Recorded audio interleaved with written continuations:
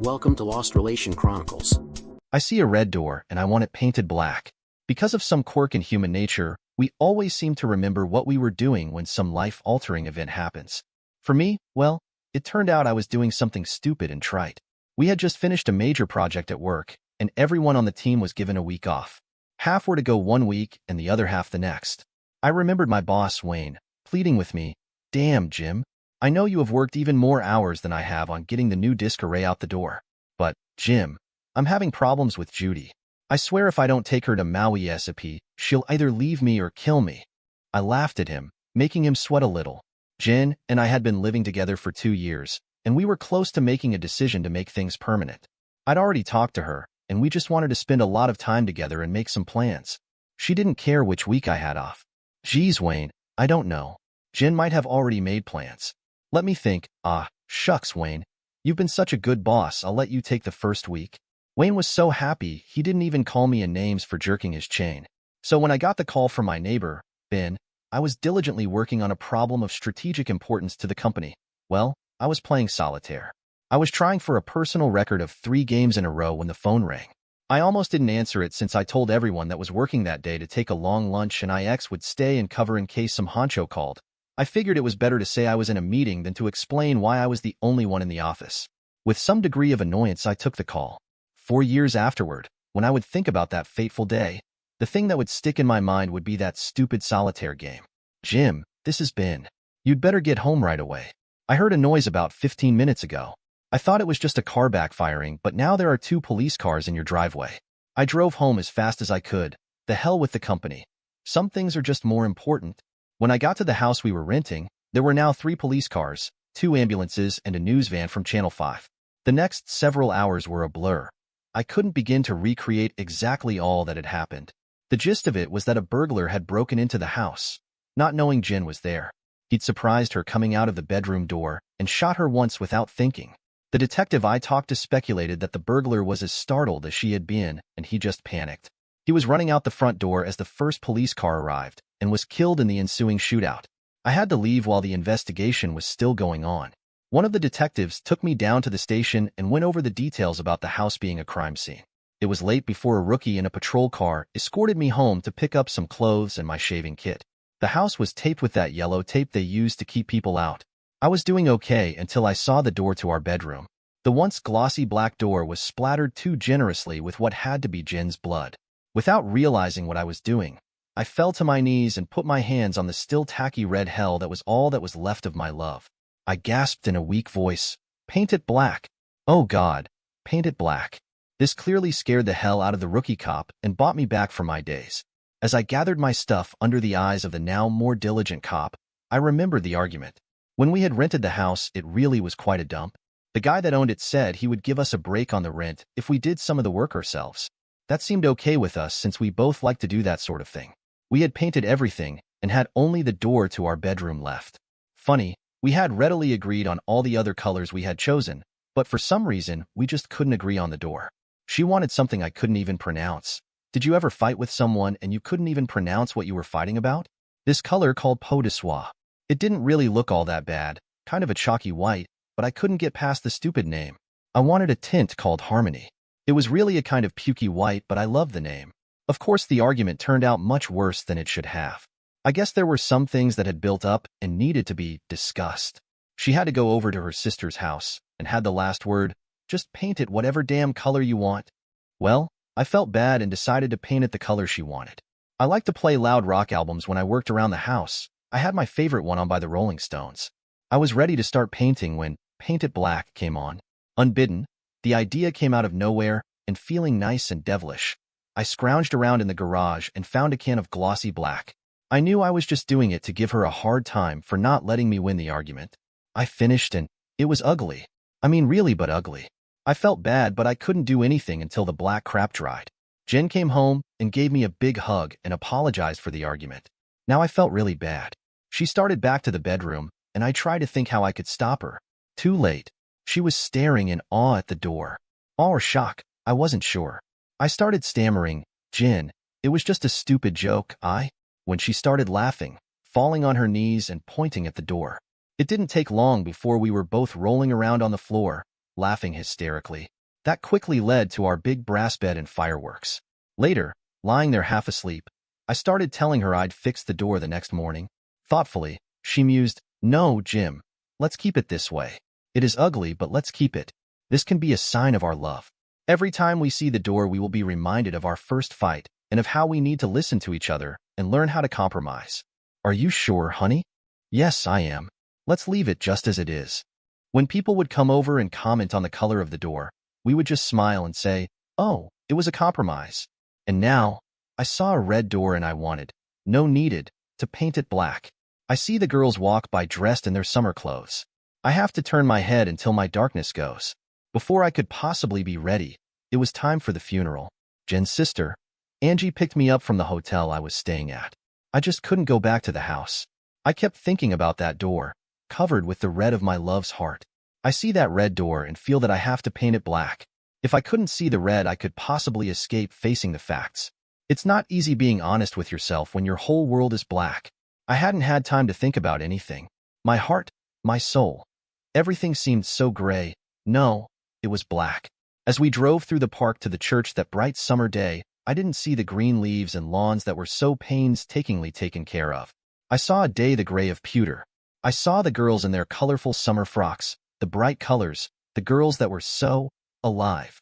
As I watched one girl with a shining yellow sundress, her face glowing with a pretty flush from the sun, she started fading, the yellow to gray, and her face to black. I had to turn my head until my darkness went away, if it ever would. Angie turned and looked at me, seeing the darkness on me, the color of my life fading. She squeezed my hand, and I felt a sudden guilt at the dampness in her eyes. At the same time, I felt a faint, disturbing jealousy. The pain was mine, and I wasn't ready to share it. The church was crowded. Black seemed to be the appropriate, predominant color. The mood was subdued, quiet. It struck me suddenly that this was not what Jen would want. She was such a vivacious person, engaging others even if they were happy in their solitude. If she could look down, and I had to believe she was, I knew she would be mad at me for the blackness overwhelming me, emanating from me. I see people turn their heads and quickly look away. Like a newborn baby, it just happens every day. As I walked to my place, people would turn to me, prepared to offer condolences, a touch, a smile, a reassurance, some contact with me. But the blackness was upon me, and people would turn their heads and quickly look away. Most of it was a blur. People would move around, do things, say things, stand up, kneel. I just did whatever I did. I know not what. Angie gave a talk that caught me for a moment. My big sister was so much in tune with others. She would volunteer at the orphanage. She served food at Christmas. Anyone that needed an ear, someone to listen to them, she was there. She comforted me when my first boyfriend dumped me. She told me I was a special person, and one day I would find that one person that would love me truly. She did find that person for herself in Jim. She was so happy with him. She teared up and had to stop for a minute. She looked down and gave me a wan smile. I remember once a stray dog was hit by a car in front of our house. Jen took it to the vet, then spent days trying to find the owner. When she finally found the young boy it belonged to, his smile made her the happiest person in the world. Angie went on with the things Jen had done for others. Looking up at the rafters of the church, I mumbled to myself, "Jen, I hardly knew you. We needed time. We needed forever together." The priest talked for his seemingly mandatory 20 minutes. Unlike Angie, he didn't seem to know Jen at all. Out of his meaningless platitudes, one thing did reach me. Life is a cycle. Death is part of life. Birth is part of life. As we remember this young lady today, somewhere else in this city a baby is being born. Death is like a newborn baby. It happens every day. I see a line of cars and they're all painted black, with flowers and my love both never to come back. Finally, it was over. Everyone went outside and I stood there, feeling lost. I saw them putting Jen in a long black hearse. It seemed fitting. There was a long line of limos, all black. People were starting to filter into the open doors, and I felt a tug on my arm. Angie gently led me to our own black car. I looked over at the hearse and saw the bright array of flowers on the casket. I saw the door close and the hearse slowly pulling away, and I knew at that moment that neither the flowers nor Jen were ever coming back to me. My love was gone, gone forever. I collapsed into the limo and started crying. Even my tears were black. I drifted for the next month. I took a leave of absence from work. They gave my next project to someone else. I couldn't deal with the house. I found an agent and dumped the subleasing of the house on him. He found an apartment for me and took care of moving what I wanted to keep. For the first week, I sat around and looked at the walls in the small apartment. I kept thinking of the song by Jim Reeves, "For walls to hear me, for walls to see, for walls too near me, closing in on me." I finally had to get away. I drove to the coast and took long walks on the beach. I ate, but the food was tasteless. It was all just so sudden. From white to black in an instant. The sun shone brightly. My days were gray. I started running on the beach instead of walking. After a week and eating little and running miles on miles, I could feel my clothes becoming slack. I almost smiled to myself.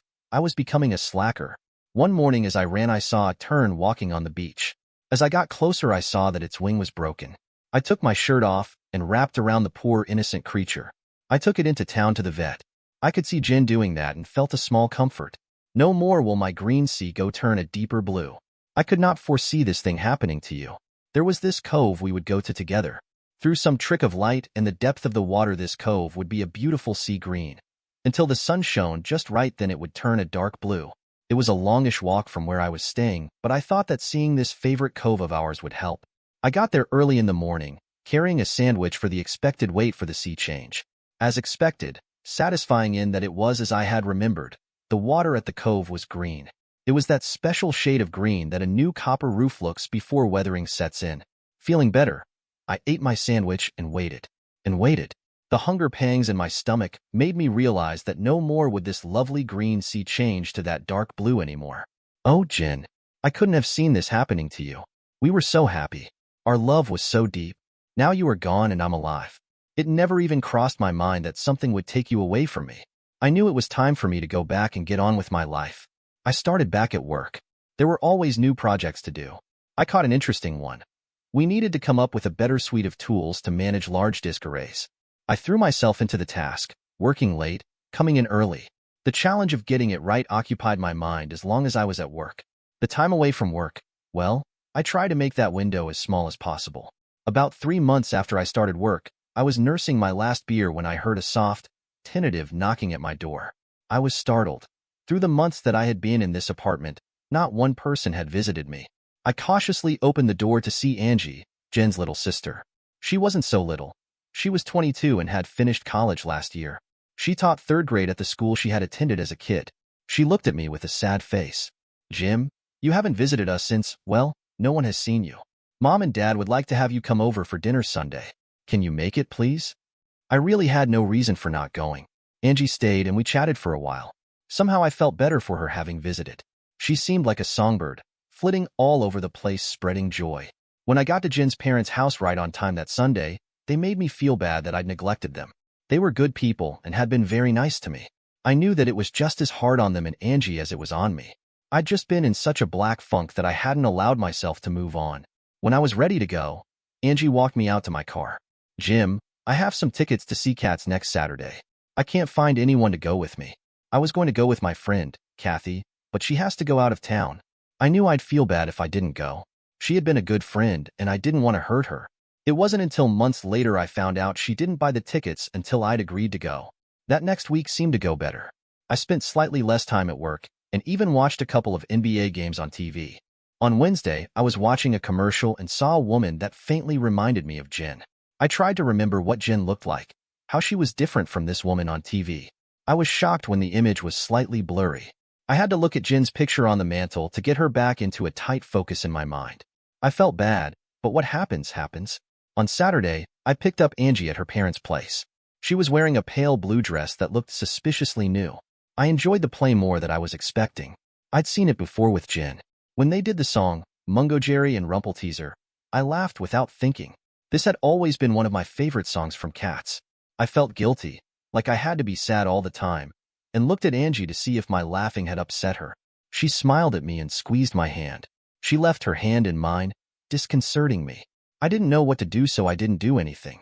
We stopped for ice cream afterwards, and I did relax a little.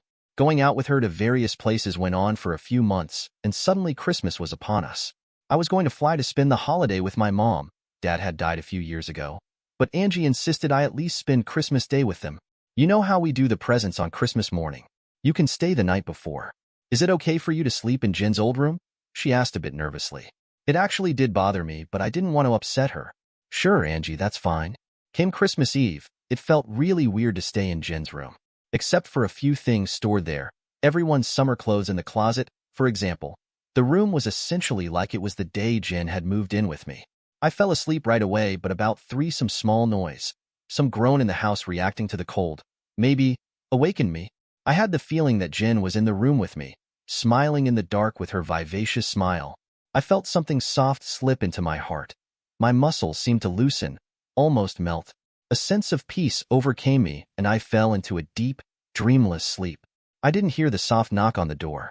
I did hear the easy squeak the door had always made and felt the slight movement of the bed as someone sat on it. It was, of course, Angie coming to wake me up. There was just enough light to see her. Her dirty blonde hair was hanging loosely around her face. She had no makeup on and looked like an angel sitting there. She had a serious look on her face, almost like she was puzzled by something. Unthinking, I put my hand on her cheek, just holding it there. She leaned her head into my hand and closed her eyes. We stayed like that for a frozen moment when her mom called up the stairs.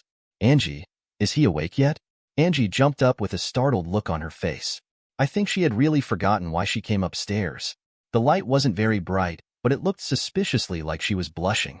Hurry down, Jim. Everything is ready. I pulled on some sweats I had laying out and, after washing my face, went on down.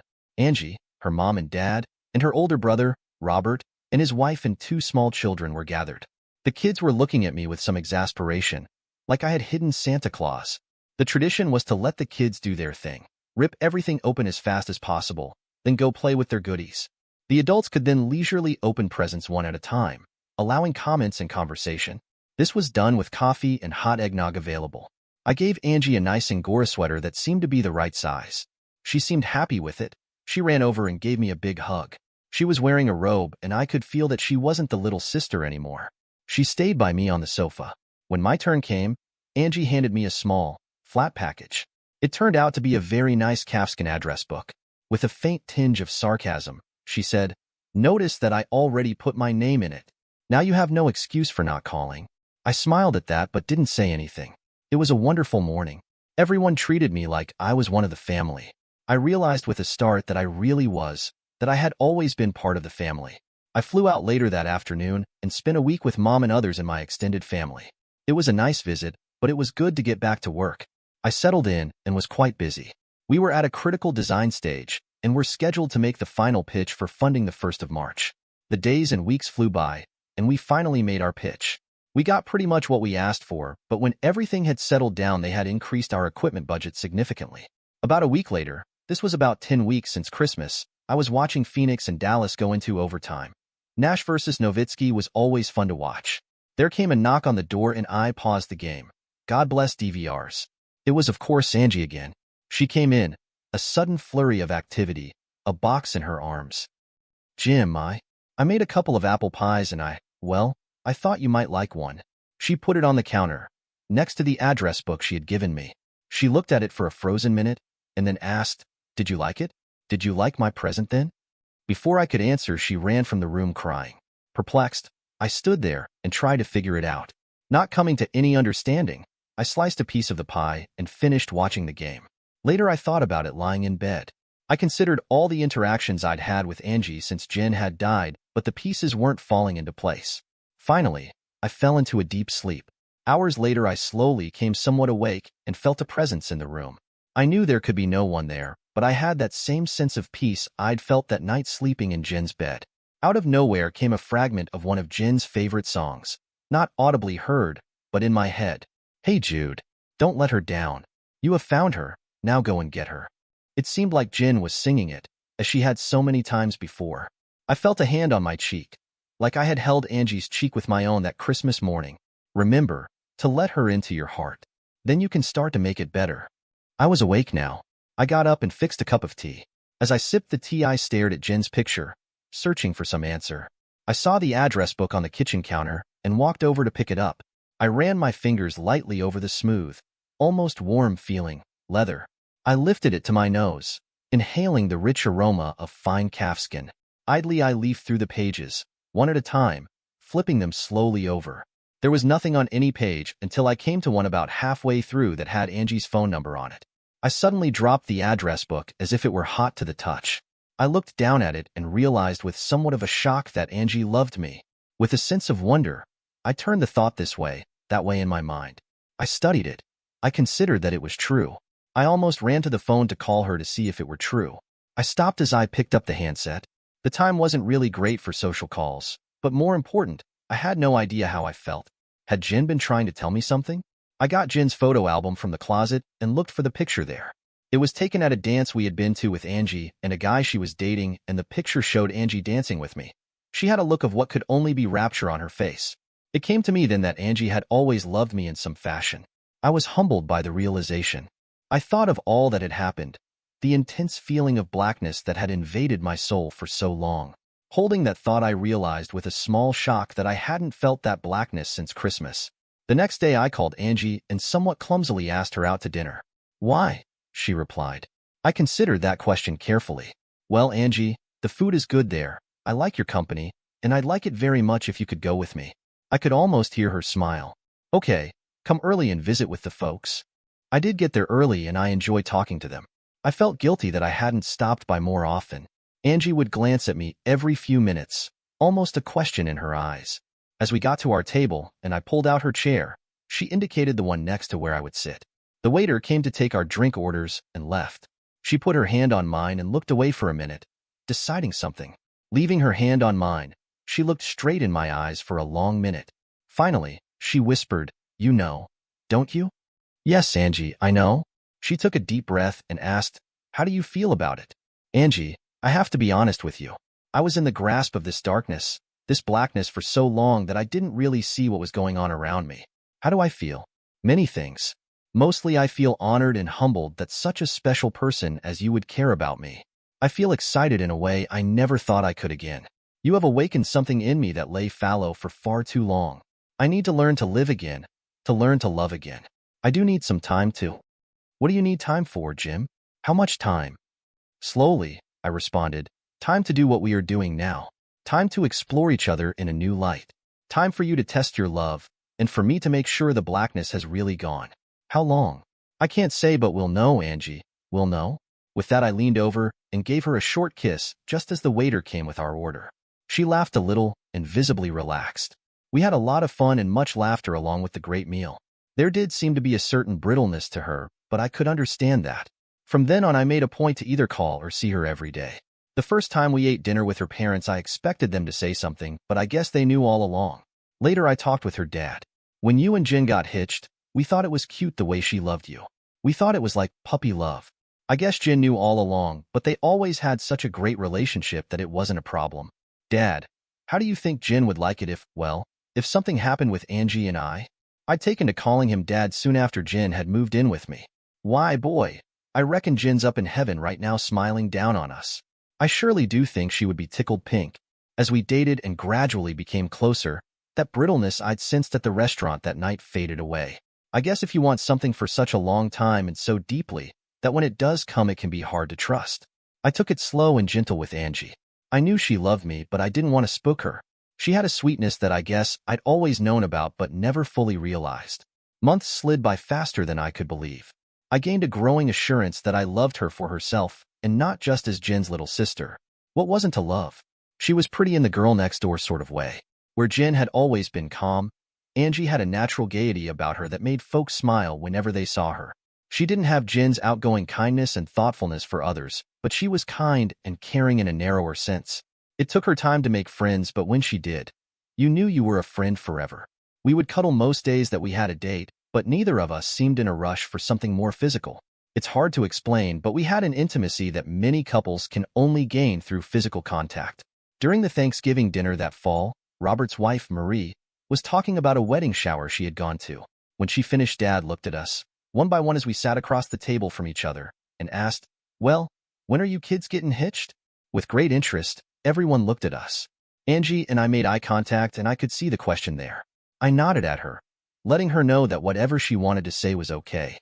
We had talked in general terms, but nothing specific had been decided. Actually, I was very interested to hear exactly what she would say. "Well, Jim and I would like to get married on Christmas Eve, here in the house." She looked over at me and I smiled, so she continued, Then Christmas morning we will be here for our traditional gift giving, and then we will leave for our honeymoon. She had tears in her eyes. I think I did too. And everyone got up and gave us hugs. It worked out just like she said. We got married on Christmas Eve with just friends and family around. We slept together for the first time in her small bed in her room. That's the way she wanted it. It was a slow, beautiful sharing of many tender moments. We both knew that wild passion would come later. That first time was more of a recognition of our joining together in marriage and a seal of our shared love. I woke in the night and had a sense that Jen was smiling down on us. It was like she was saying goodbye and wishing us well. I could feel the last vestiges of the darkness that had been so much a part of my life after she died melt away in a happiness I'd never expected to find. The next summer, Angie wanted to go to the beach. With an air of mystery, she said, "I just want to check on something." We walked slowly along the beach, holding hands and marveling at the beauty of the summer morning, dashing in and out of the gentle waves that seemed to greet us with a smile. We got to the little cove, sandwiches in hand, and stared at the emerald green water. As the sun rose higher in the sky, slowly, and we ate our sandwiches, the water started its metamorphosis to a deep blue. I told the story to Angie of how the sea wouldn't change for me anymore. There was a look of wonder on her face as she watched the magical change of hue. When she realized the water was truly a deep blue and all hints of green were gone, she threw herself on me with a squeal. She blushed prettily and whispered one word in my ear. "Did you say Daddy?" "Me? Really?" She smiled her yes, and together we made love in that private cove with an abandon that would mark our lovemaking for many years. If I look hard enough into the setting sun, my love will laugh with me before the morning comes. Dear listeners, please share your thoughts in the comments section below, and don't forget to like, share, and subscribe.